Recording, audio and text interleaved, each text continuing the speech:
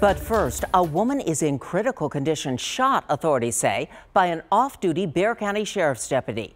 3 different law enforcement organizations are now trying to figure out what happened overnight. Eyewitness News reporter Sue Kalberg has more from Medina County.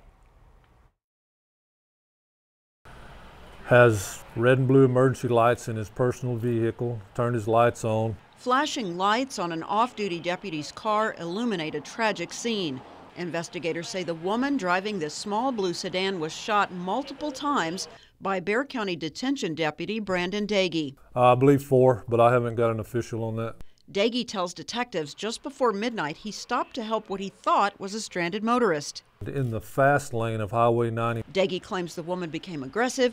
He dialed 911 and was on the phone when things escalated. She made verbal threats, reaching behind her back. The shooting happened on Highway 90 just inside Medina County, and Sheriff Randy Brown is leading the investigation. It's a tough spot to be in. If you're asked to show your hands, show your hands.